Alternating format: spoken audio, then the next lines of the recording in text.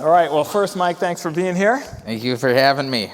Super cool. So before we even get started, I just got to ask you one thing. So you have 2.5 million Instagram followers. Okay. And you post a new work every day. Sure. The one question I have is, do you read the comments? No. I don't read the comments. Usually, just because it's sort of like, when the comments are somebody else's, a random person's thought that I don't know, and I haven't vetted that person to make sure I even care what they think, to be quite honest. And that's what's very tough with the comments is, like, it could just be like a little kid just being, this is stupid, blah, blah, blah, blah. You know what I mean? And it's kind of like, well, why would you listen to that at all? Right. But you don't know who the person is, and so I think it's very hard for people. And so, to me, it's easier to just not see it's pretty any fascinating. of the comments. I looked at some of the comments, and the comments are pretty consistent. They're almost dramatically super positive. There's always a handful of negative ones. And then there's a whole bunch of people saying, call me if you want to make a lot of money from home. Okay, I wow. don't even understand that. Like, Yeah. are people like really following up with that? No, it's just, it is weird how I do attract a lot of sort of back of the newspaper advertisements for weirdo things. But to me also, to your point of most of the comments are really sort of like positive. Mm-hmm. It's not super honestly helpful, I think, to see that either. Especially when I know some days that I did not really sort of like, kind of give it my all or whatever. That's not every day is going to be a like home run or whatever. And then to see people, just for whatever chance, it connects with them. This is the greatest thing. And it's kind of like, well, I know it's not. And it's like, that kind of like messes with your head too, that I don't think that's like super healthy to see either. I mean, ultimately, you really are, from the beginning, you were doing these for yourself, right? I mean, it's really, it's an audience of one for the most part. Yeah, I would say that stayed pretty consistent. In terms of sort of who I'm trying to kind of sort of appease or sort of like speak to in a way. I think it's, sometimes I'm trying to speak to like a broader audience, but I'm always trying to sort of like say that in my own kind of voice and try to make a picture that to me is the picture that I'm most excited about making that day. Right. And I think when you do that, you can connect with people in a way that you can't when it feels like you're being sort of like forced to do something, or that you're making a picture where you think you're trying to make what you think other people would like. Right. I think people can see that's kind of like fake and just it doesn't feel as authentic. Well, I want to just go back a little bit to the beginning. So just first, where did you grow up? And when you were young, were you a kind of doodler? Were you an art-oriented guy? A doodler? So I did like drawing as a kid. I guess I was a doodler. I definitely was like interested in art, but I wouldn't say like super like interested in art, like not to something. Were you super interested in computers from the beginning? I was very interested in computers. We got a computer I was in 4th grade, and my teacher recommended that we get a computer to my parents.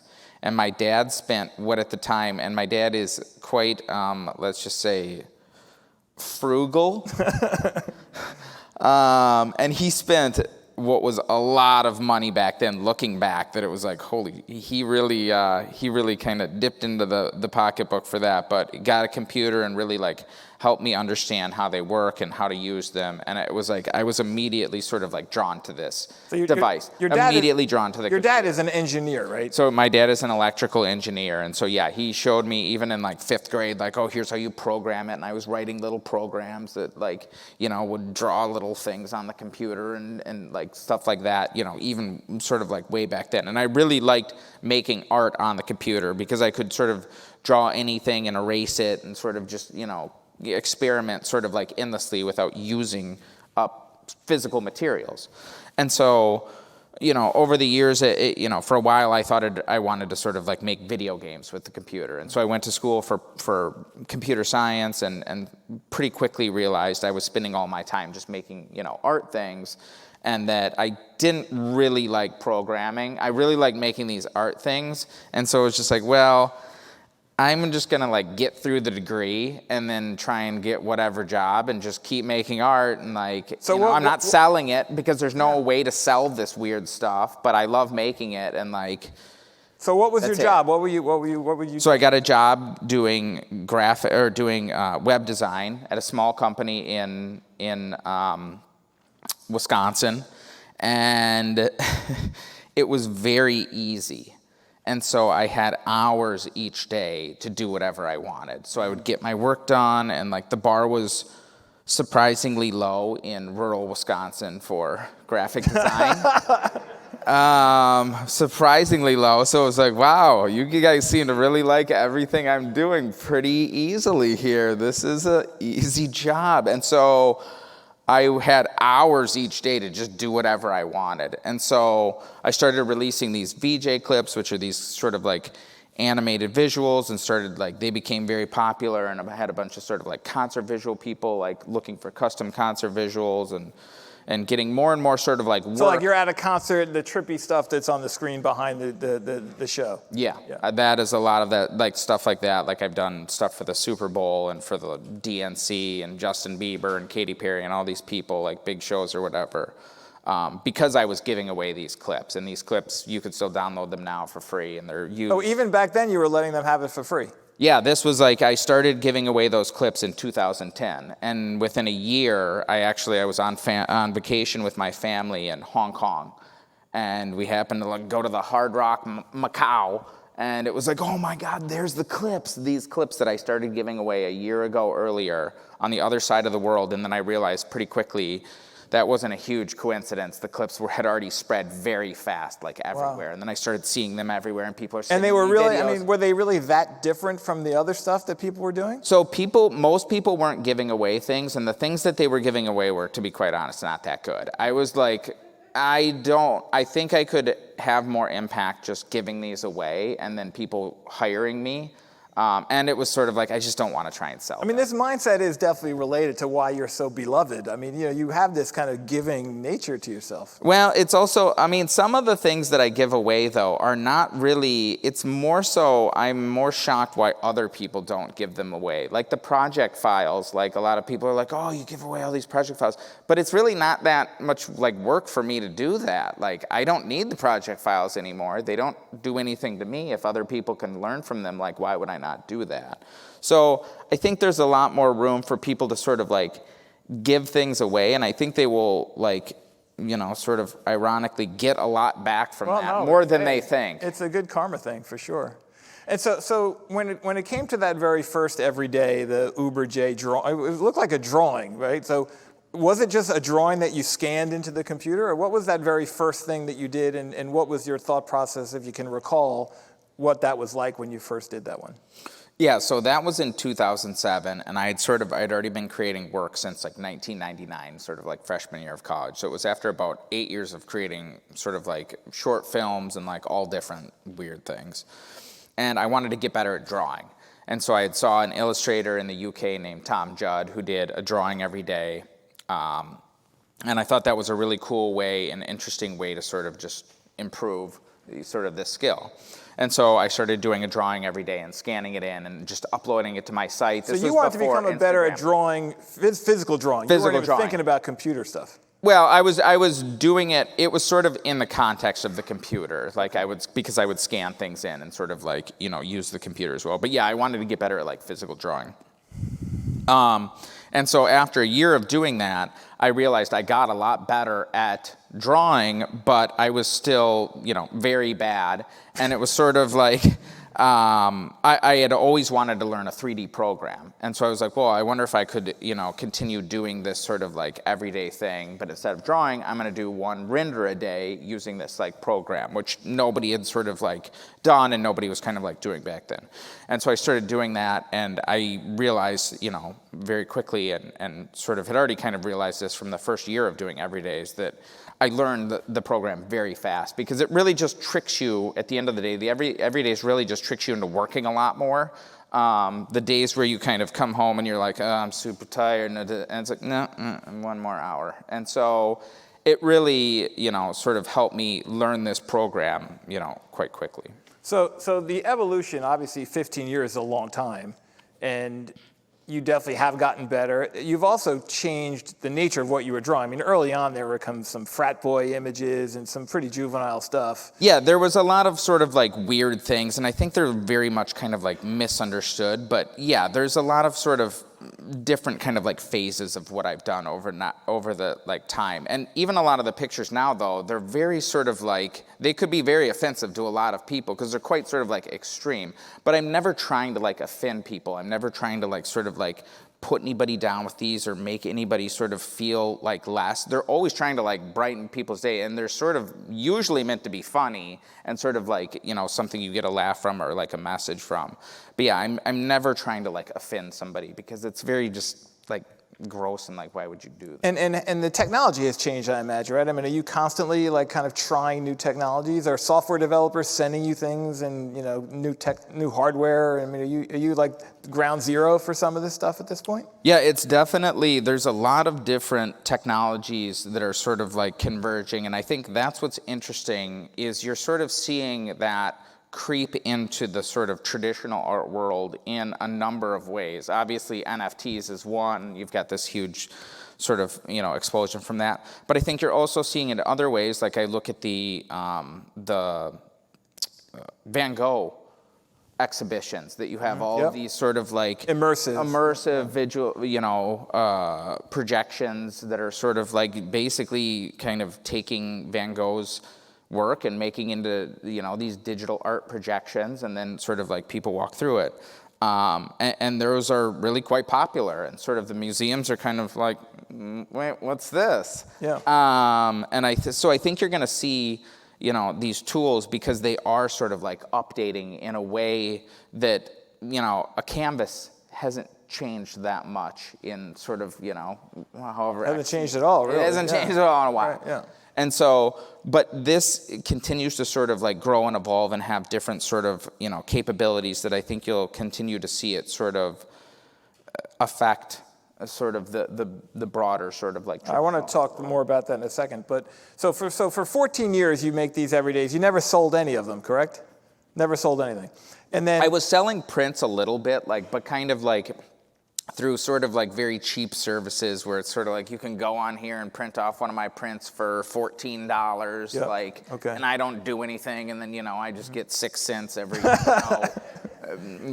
or whatever. And so that's happening, and then somebody just says, "Hey, dude, you heard of this thing called NFTs?" Like, how did you first hear about what an NFT was, and did you have like a light bulb go off? Yeah, so it sort of like, kind of over that time from sort of like 1999 to sort of, 2001 or whatever when the NFT thing happened, I was slowly kind of like gaining followers from a bunch of different things. Some of it was from giving away the project files, some of it was from the VJ clips, some of it was from the everydays, some of it was from these short films that I had made, and so I was slowly kind of like gaining a bunch of people. And so when the NFT thing started to become popular, all of those followers, and I already had a couple million followers, all of them started to sort of like come to me and be like, you gotta look at this, like check this out. I think this would be like, good for you or whatever. And it took a while for them to sort of like get through to me and kind of like get it. And then finally when I did, it was sort of like, wow, I immediately kind of like, it clicked one day. And then it was like, ooh, this could be a thing that is very good for me. And so then it did turn out to be. So, once you embraced the NFT, did you sell any NFTs before the Christie sale? Yeah. So that's what kind of like set up the Christie sale, and maybe a lot of people sort of like don't understand. So I learned of them and then immediately just head down, like trying to understand everything about this, like what is the sort of like technological sort of like limitations, how does it work, who is doing stuff, who's buying this stuff, why are they buying this stuff, like what sort of things are they interested in, and like just really trying to like understand the like space and sort of like everything about it.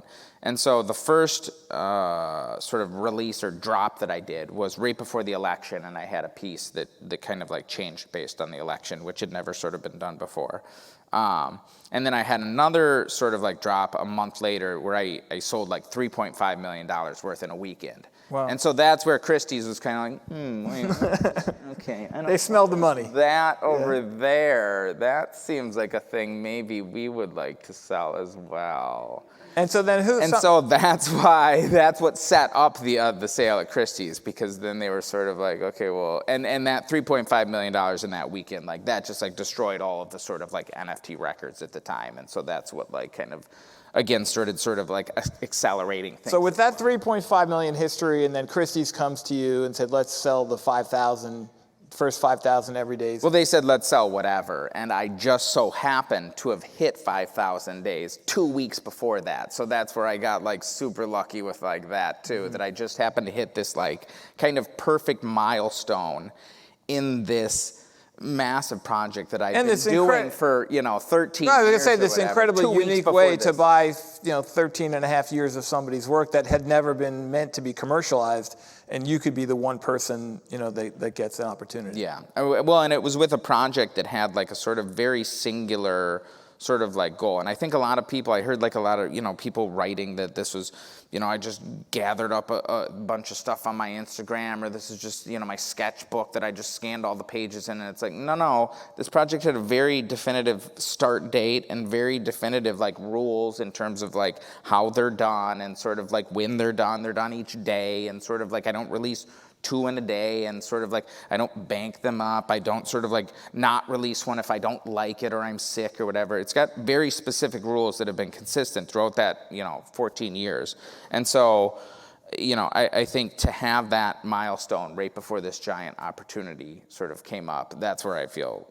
And so when kind of Christie's contacted you and you decided to do this, that very beginning, you came home, you discussed it with your family, or what was your expectation of what you thought it could achieve? So what's crazy at that time, when Christie's talked to me, and I knew sort of immediately kind of when the opportunity came up that it's like, oh, this could be big with like Christie's, because that was like everybody in the space was sort of like, oh, when there's a sale with like Christie's or Sotheby's, that's going to be a massive validation. They knew that. And so that's why I knew this was, could be a sort of really big opportunity. But at that time, when they asked me, no NFT had ever sold for $1 million. I had the record at 700,000 or whatever. And so it was like, oh, maybe this could be the first NFT that sells for $1 million.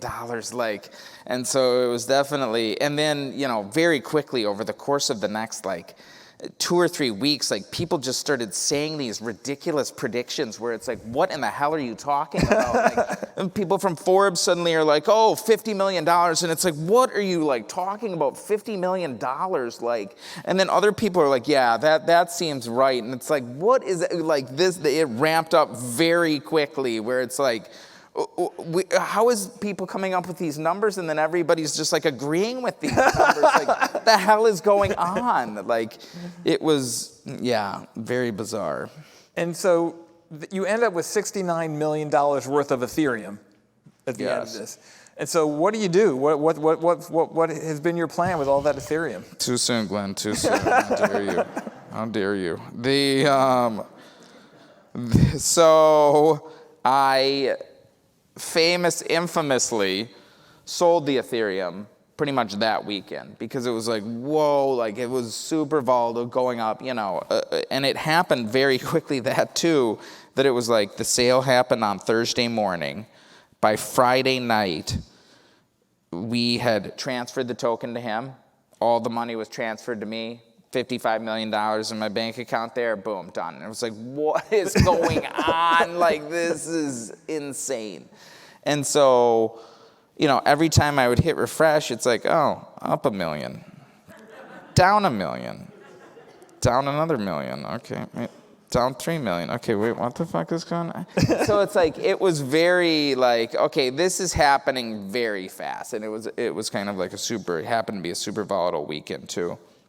And so it was okay, let's just pause here. And so we just converted it. And where was Ethereum at the time? So Ethereum, I think, was at I don't know, maybe like, I think like 1,700 maybe. Like it definitely would have made more sense to just keep it all in Ethereum. I mean, is that if what you you're had held getting it, at, it would Glenn? have You been, son of a... Oh, wow. I really think sticking it to me. Really sticking it to me. I know, Glenn. I should have kept it in Ethereum. All right. No. It's fine.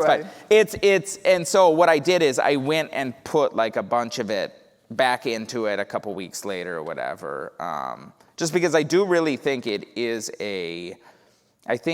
such a simple technology in a way that has so many different use cases. And I think, well beyond the sort of like pure speculation on just the like currency or whatever, I really legitimately think it's kind of like another evolution of the internet that people won't really have a choice whether there's sort of like belief in it. It will just be like email, and you'll just have NFTs that you have to interact with and keep track of, and like. But I mean, look, you have spent the money on some things, right? I mean, you've definitely invested in a studio and in your own future production. Yeah, definitely. We've got a studio down in Charleston because and I think that was sort of what was, kind of ironic about this whole thing, as the kind of like traditional world sort of like opened up to, this sort of digital realm and sort of digital art and stuff like that.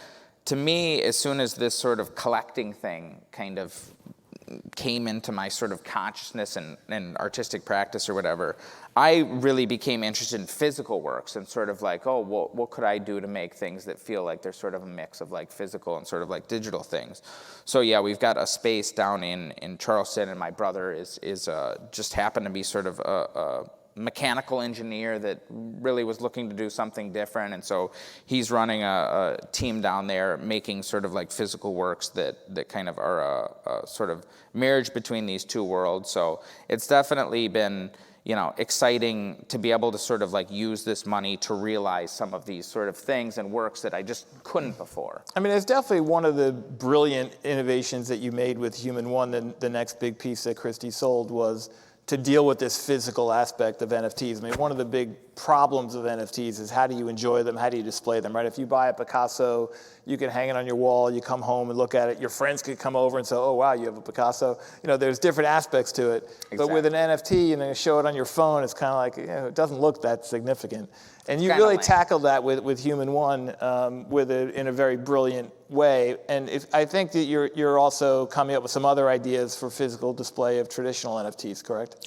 Yeah, definitely. I think there's really a lot of ways to display these things. And I completely agree. It's sort of like showing somebody, oh, look at this thing that I paid, $4.2 million. Oh, that's a text message from my mom. Just ignore that. That's just nothing. Yeah, there it is. There's the thing. Yep, that was $4 million. It's like, come on, like, what are we talking about? It's sort of like, it doesn't hurt to have a physical component. You can still have the digital thing, but it certainly can't take away from the experience to also have a physical sort of like thing. So it's really like, there's no kind of argument against it in a way. Mm-hmm. And so I kind of immediately recognized that too with people who are very skeptical of like NFTs. It was sort of like, well, this is dumb. Why would I pay money for a JPEG? It's like, okay, well, what if I gave you a physical thing that was like a cool screen and had all this, weird stuff along with it? You don't even need to worry about the NFT thing. Here's the like, sort of a physical sort of like artwork that you can enjoy this in your house. Because that's the thing that I think we don't really do. We haven't gotten to the phase where people are really sort of like truly enjoying these in our house at like a mass scale. Like you don't see that. You don't go into people's houses and see screens or anything. But you think we will? 100% I think we will in the future. It's very hard to imagine that we don't, that's not how things are in, 100 years or whatever, that we have more like screens and that. And I think what I think is exciting too is there's a lot of room around screens to do something that's different, because screens have become super boring and just vanilla, like nothing. They're all just black rectangles. Right. A TV is just a bigger black rectangle. A tablet is just a bigger black rectangle than this. Like, they're all exactly the same.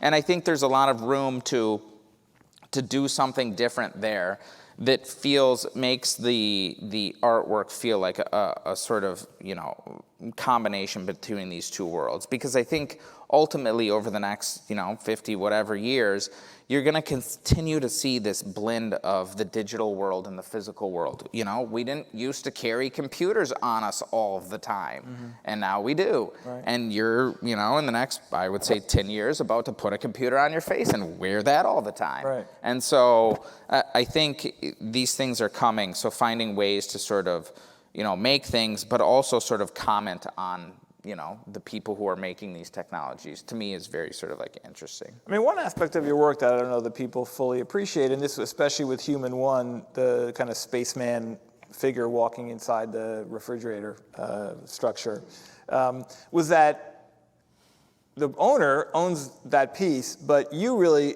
own the work. Like you can and plan to continually change what is shown and viewed on that space. So to the extent the guy like bought it, or a woman bought it, or it was a guy, but he bought it, and I love the way that green grass looks on that one walk. That could be snow next time you do the walk, and that could be walking through Ukraine, which it is right now. For example, so there's this aspect of trust in a way that I think is not typical in a work of art, right? Yeah, and I think that's something that to me was like very exciting, and I think is very sort of like unique with Human One, is the sort of it's a bunch of sort of like screens in this sort of like rotating box, and it also has like an NFT component, but it is something that's meant to sort of like continue to change, and something that I will continue to sort of like update for the rest of my life. And he does sort of own it, but I have control over what it is. And so it is kind of a very different piece of artwork than maybe sort of like anything in a way in the past, in that a painting is just sort of like, that's it. It's a singular sort of statement. This is kind of like a dialogue, and it very much is a dialogue sort of, between not just me and sort of the world, but also me and the collector about this piece too. We were just talking about it, I had a museum show a couple weeks ago, and we were talking about it, and he had an idea like, what if we put the sort of stickers of the museums that the piece has been at on the backpack of the person walking, so you could see all these sort of like places. And so I was like, that's actually a great idea. Like that's, we should do that or whatever. So I think it's one of these things that's a very different type of sort of like dynamic, but something that I think speaks to the sort of like true potential of digital art, that it doesn't have to be in sort of like one state. I mean, there's a lot of aspects to this NFT experience that the traditional art world should be learning from, right? I mean, one of the most important things is every time one of your works gets sold, you get a portion of the sales price forever. And that's been an issue for artists for centuries, that artists that are, in many cases, in need of money see their early work sell for a very large amount and they get none of it. It's very easily, every art dealer out there should call MoonPay, get it set up, and you could resolve that problem tomorrow. Yeah, it's definitely, that is a very like weird aspect of it too, because it's sort of like that sale that I had, the very first sale, one of the NFTs sold for $66,000, and then right before the Christie sale, that NFT resold for $6.6 million.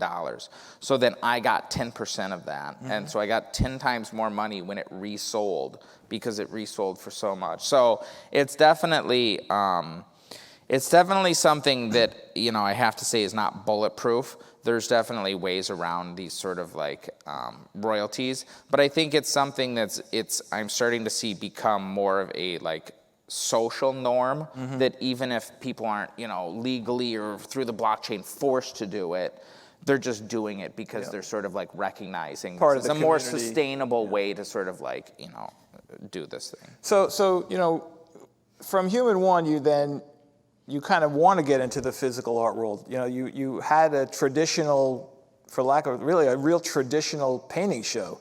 You had a show here. Many of you may have seen it at Jack Hanley Gallery. It was paintings on the wall. Yeah. What was that about? Is that something that you think you'll be doing a lot more of? Yeah, definitely. And that's something that I think was really exciting too, because prior to this, I would never like print my stuff off. Like I would never, these print thing was just sort of like, okay, I'm selling it through this thing. Like, and they mail me some money.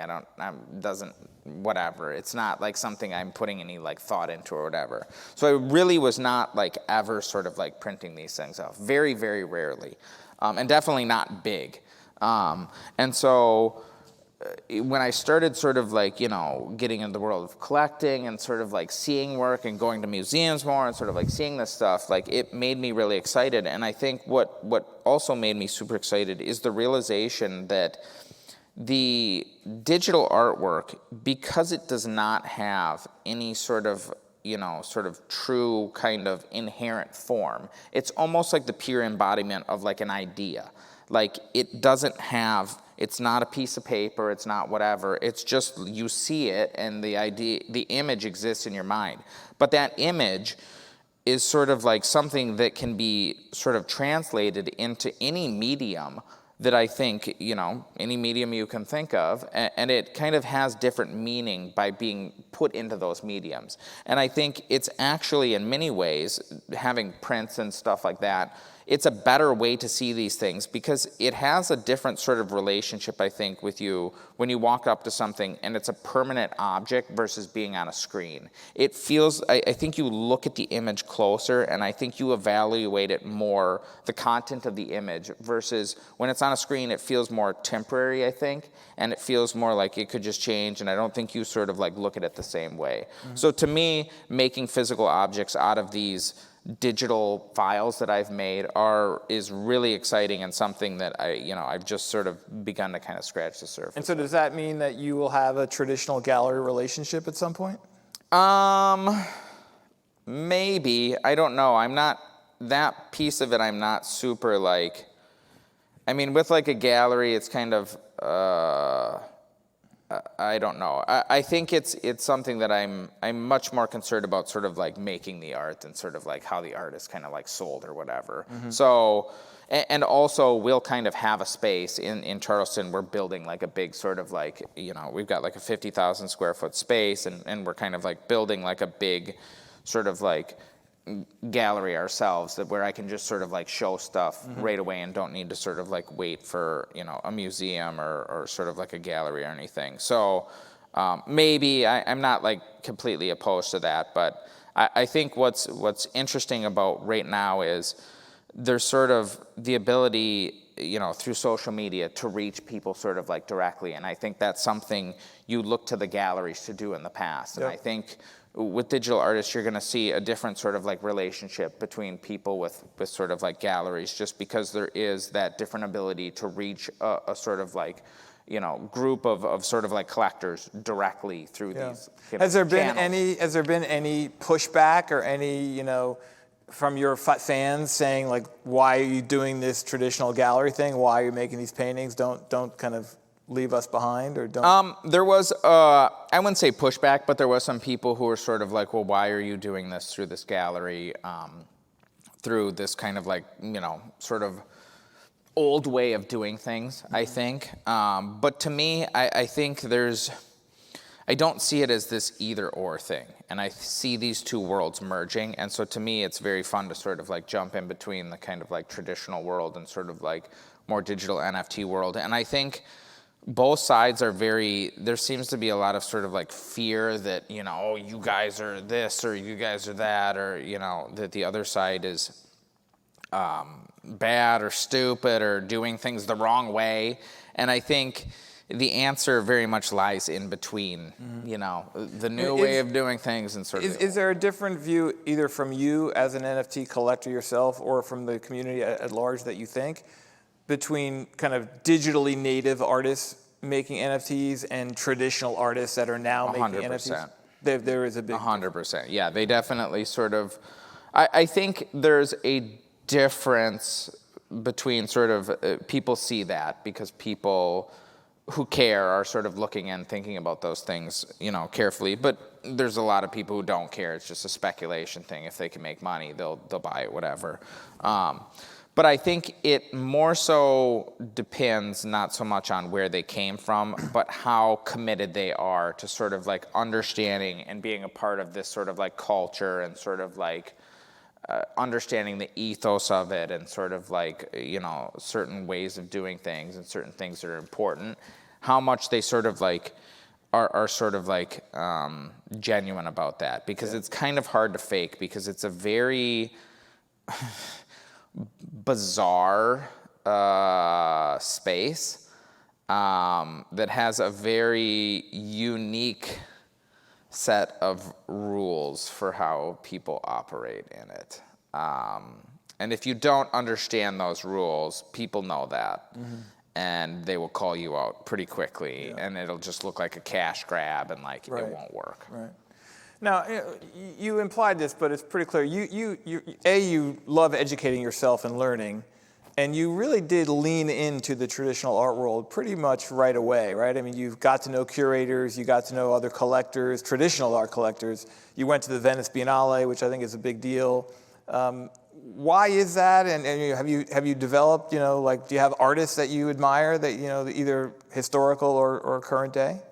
Yeah, I definitely did make a very sort of like concentrated effort to sort of like understand and sort of like, reach out to the sort of like traditional art world and kind of really sort of try and be a part of this and sort of really learn as much as I can. Because to me, it's the people that I met are very sort of like genuine people like yourself that are very interested in this stuff and interested in sort of like understanding, what's going on and understanding the potential, but also very generous with explaining patiently to me, who knew nothing, and still does not know very much about art history, sort of a bunch of things, because again, I didn't go to art school, so I never really it never occurred to me to sort of like learn any of this stuff. But now I find it, very fascinating and something that, I think there is a sort of like a connection to sort of things that have happened in the past, and I see, with photography. At one point that wasn't art. It was like, and then all of a sudden, and people who were making it, they thought we were making art. Right. Just like the digital art, we thought we were making art, and then it was, no, that's not art. And then it was. And so it's sort of like, this is kind of, something that's happened in the past with other mediums that were at one point not considered art, and then suddenly they did kind of become art. So I really find that to be super interesting. And I think the other thing that has drawn me to the sort of art world is, in the art world, everybody cares about art. In the NFT world, some people care about art, but a lot of people just care about money. And it really is just, there is still a lot of speculation, and there's a lot of it that really has nothing to do with art. There's a lot of people in the art world that care about money too. I mean, that's fair. That's not that exclusive.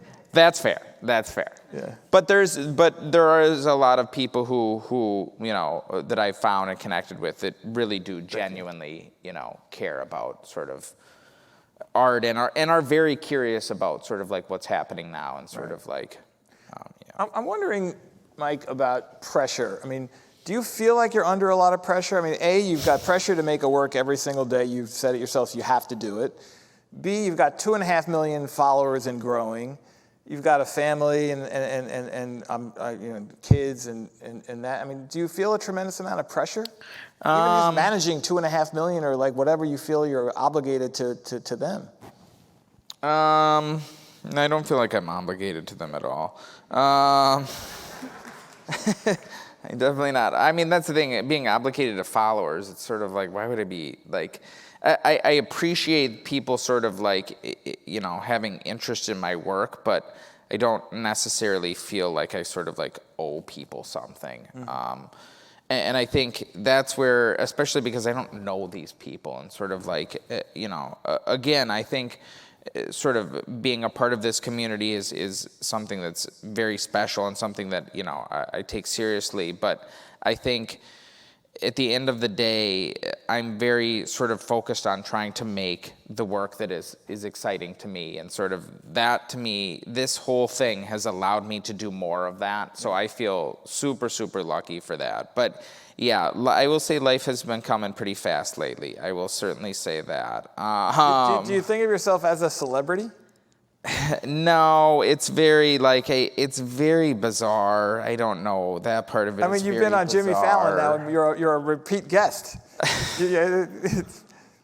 That's very bizarre too. Like, it's very, especially because it wasn't that weird of like a thing. It was just like the opportunities now that come up that just are like, you know, I had the show opening or whatever, and Jimmy Fallon came to the like opening of the gallery thing, and then it was like, I'm talking to him or whatever, and it's like, oh, I should do my picture on the show, and it was just like, okay, and then like the next day it was just like, yeah, you're gonna do your picture on the show, and it was like, okay, well that was easy. I just asked, and then it was just like, okay, let's do it. And it was just very like, I don't know, the amount of sort of like opportunities, but also the amount of people trying to like make a quick buck off of me is certainly another thing that is,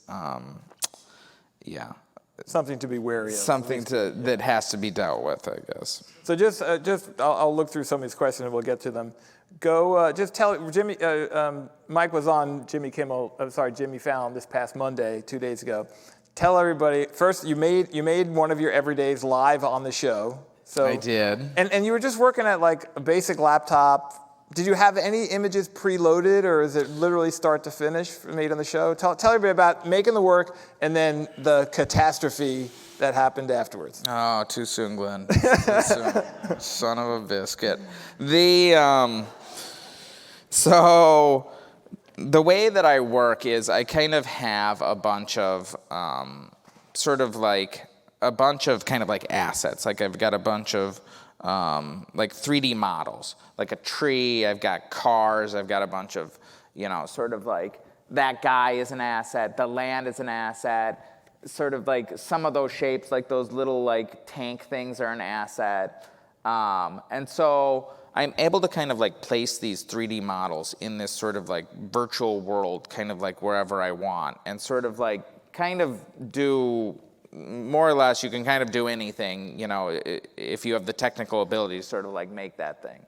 And so like in this one, like, I had all these separate little objects that I like placed all very specifically into this scene. And then I have like a virtual kind of like camera that then it kind of becomes sort of like, photography in a way, that I light the scene now. I've composed the scene however I want. Then I light the scene and sort of take an image of that. Then I take that image into Photoshop and sort of like do kind of like painting and drawing and stuff, like drew in sort of like, strings and little things and little like details to sort of like finish it. So with the Jimmy thing, I had a 3D model of his head. You knew you wanted it to be personal to him. Yeah, I knew I wanted to do that. But then beyond that, and I have my whole sort of like library of all of these assets and that. Okay. And so it was sort of like, then I asked him what he wanted to do, and he had an idea, and blah, blah, blah. We did the thing. And so we did the thing. He showed it, and this taped at like 5 o'clock or whatever. And so it airs at 11:30. And so I was like, okay, well, I'm not going to, post my everyday and ruin the surprise, because they kind of had it like, a surprise at the end of the show or whatever. And so I'm not going to post it before 11:35 before it airs or whatever, but I'm going to post it at 11:45 because I have to post it before midnight, because that's sort of the rule that I've sort of set up over these last 15 years.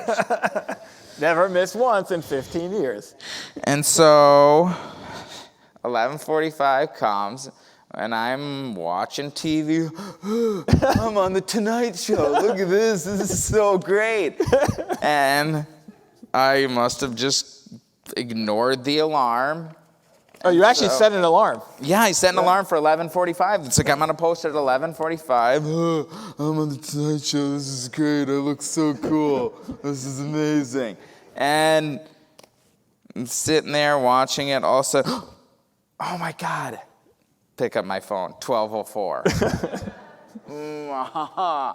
Yeah, that was, I'm not going to lie, that put a sour note. I would say most people understood, and most people's comments were, it's 11 o'clock in Chicago, so don't worry about it. Everybody was very much like, who cares, dude, what do you care? But I was very, like, it definitely bothered me a lot. And that's the thing. I don't expect anybody to care or anybody to understand, because it's not their project. Right. But it was my project. And I made that promise to myself that I was going to do that every day before midnight. Mm-hmm. And I broke that promise. And so it really bothered me quite a bit. And so it's definitely, and yesterday was not a super fun day. We're feeling better today, but it's one of these things. There's nothing I can do now, but there will be an asterisk. When I hit 10,000 days, there will now be an asterisk on that that will reference this day because I missed it. Are we blaming Jimmy Fallon or we're not? Yeah, we are. Okay. I will go on record here with the 92Y that I am blaming Jimmy Fallon, both legally, morally, and also he is my mortal enemy. So that can be printed in any... All right, well, speaking of other celebrities, here's the first question from the audience. Okay, oh boy. Are you and Elon Musk friends? What's your Twitter hot take? The Elon thing is super bizarre too, that it's like, I mean, we're not like friends or whatever, but like now I've seen him at like a bunch of parties and stuff, and it's very weird when it's just like, oh yeah, Elon will probably come later, and it's like, what is going on? Like, and then, there he shows up, or you show up to a party and Elon's just there. It's like, it's just very like... How does the guy party so much and run 4 giant companies? I don't know. I asked him that. The first time I met him, that I was like, how do you get so much done? And he said that he is just like very relentless with like, do it now. It's not just like, oh, we should do, nope, do it now. There's no do it in the future, do it now. It's very like he's super like, very much drives people in terms of... My 9-year-old daughter is here, Annabelle, do it now. There it is. That's a good lesson. Says Elon. It's a good life lesson from the richest man in the world. Will NFTs accelerate mass market adoption of art as an asset class, or could it have the opposite dilutive effect of oversaturation? I think you will definitely see an oversaturation, and I think you are going to see, unfortunately, a lot of people like realize that this stuff is not a sure bet, and that very few of these things are going to appreciate in value, unfortunately. And so people need to be very, very careful investing with this stuff. Very careful. Do you have Bored Apes? Are you a Bored Ape guy? I do not actually have a Bored Ape. I'm very close, like friends with those guys, and I think, what they're doing to me is very different from like what I do. Yeah. To me, it's very much in the sort of like collectible realm, and something where they're growing this crazy community, and they found all these ways to engage with them. And so I think you're going to see more sort of like splintering of NFT use cases like that, and that's where I think people will understand that it's not like... When people say, like, I like NFTs, to me that sounds like you saying, I like web pages. Or, like, I don't like I hate NFTs. It's like, to me, it's like, I hate web pages. And it's like, okay, well, that's a weird thing to, like, is that anybody's take? Like, that's what I think you will be when you see all these different kind of, like, use cases. Right, for sure. What is your opinion of the Metaverse? Are you planning to create art for it? So, the Metaverse is that's a tough one because it's a very loaded term, and a lot of people are using the term in a way that I think is very confusing. But because there's no defined term, everybody can just say what it is. So a lot of people are saying, to some people, Twitter is, the Metaverse. And you could make an argument that it is because, again, there's no defined definition of this. And some people think, Decentraland and these things, these sort of like kind of gaming worlds are the Metaverse. And you can make an argument for that too, if that's sort of your definition. To me, though, neither of those things are the Metaverse, and like honestly, none of this stuff is what I think we will come to know as the true Metaverse. I think the true Metaverse will be when we put on AR glasses and we're seeing all of this virtual stuff, and we wear the AR glasses all day, and that's not tomorrow. I would say it's probably, if I had to guess, 10 years off, to the point where you're wearing them, my mom's wearing them, everybody's wearing them, and now you're seeing all these like things that are not there. They are virtual, but they are in your environment. That is what I think we will come to know as the like actual start of the Metaverse. In that environment, there'll be Beeple works on the wall. Sure, absolutely. There will be anything. There could be all kinds of crazy stuff in this room right now. I mean, we could have, all kinds of plants and whatever. And that sort of like, that mix of the virtual and sort of like, and this will be kind of the, just like cell phones were, the next sort of like wave of computing, and Apple and Facebook and all these companies are working very hard to make that, pair of glasses you want to put on your face. Right. And so that's what I think will actually be the true sort of like metaverse. As a high school student, do you have advice for how to get involved early in this industry as it's growing?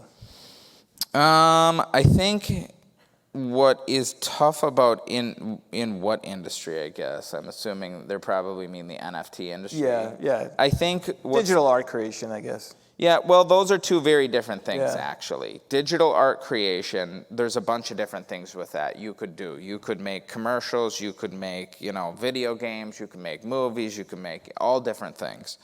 And so you can make concert visuals. And so that is sort of like a skill that I think you will continue to see a lot of people going into. The NFT side of it is very different, because what you need to have then is you actually need to have a following in order to buy people to buy your work.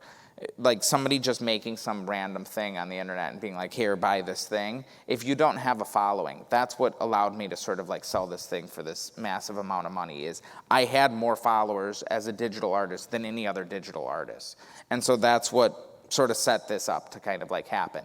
If you are a sort of, person who does not have a following, it's going to be very hard to sort of like get people to sort of buy your art. Just like with the regular sort of traditional world, if you paint something on a canvas, it's not like suddenly somebody just magically comes and buys it.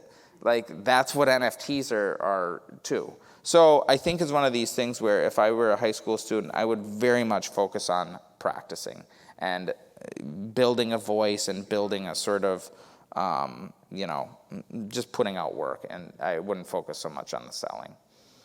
What's your view on community-based, utility-driven NFT projects versus fine art projects? Do you ever view yourself venturing into the former? Into the community-driven sort of utility things? Yes. I think that's what's interesting about sort of the space right now is there's a lot of buzzwords that people throw out, and sometimes those buzzwords mask things that basically just mean gambling. And so,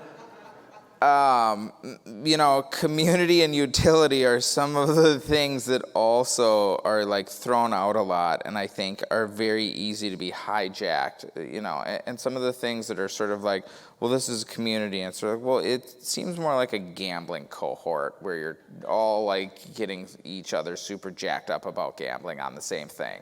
Mm-hmm. It doesn't seem like that super strong about like real tight-knit community. It seems like you guys are really hyper-focused on convincing each other you made a great decision to gamble on. And so what we want to do with the sort of like, collection and pieces that we put out there is do something that is sort of more kind of like real in a way, and use the space that we have down in Charleston to have events and bring in the community and sort of like have that be a perk to people who've like collected this stuff, and as well as sort of like use the NFTs to give people additional artwork. So one of the pieces that I sort of initially released way back in sort of 2020, I released it for $1, an edition of 100, and it's sort of, kind of rose in value or whatever. And just a couple weeks ago, all of the people who had it, because I can tell exactly who has it because of the blockchain, all of them got a physical artwork now. As a gift? As just a gift, that it was just like, if you have this thing, here's this physical artwork that cost me, to be honest, thousands of dollars to make each one of these. But because these things have sort of, rose in value, I'm able to sort of like do things like that. And so that's the things that I think to me are much more interesting in terms of sort of utility and community, totally. Is using these pieces as something where it's almost like a subscription to art. Right. Whereas if you hold the NFT over a very long time, I'm going to keep giving you sort of different physical manifestations of that art. I mean, you're absolutely brilliant about being just a great guy that all works together in your favor. I mean, you're giving these things away, you're issuing these things for $1. I mean, it all works out. I mean, it's really interesting to hear, because I think we both come across people that are so commercially oriented, and everything they're thinking about is how can I make another $1, and that's their entire focus, and that never succeeds. Whereas, coming at things from a totally different perspective, it's not that it works, it's just a better way to live your life. Well, and that's where I do feel lucky, because in the instance of these boxes, I'm very excited about not having to sell them. The exciting part to me of all this stuff is making it. The selling part of it is sort of like, okay, I'm not really it doesn't bother me, but I'm not super excited about it, because that's just the thing that I've got to do to be able to do the next thing. Right. And so with these boxes, it was just like, I get to make these great boxes and everybody will be super happy giving them away. So I do feel very lucky that a lot of these things, it's genuinely just super exciting, and fun for me to sort of be able to it's amazing. I would say, having seen your 50,000 square foot space in Charleston, it's going to be spectacular when it's done, and I think there's going to be a lot of exciting productivity that comes out of that. So we can't wait to see it. And Mike, thanks so much for being here tonight. Thank you so much. Thank you all for coming. Thank you guys. Thank you. Awesome. I appreciate it.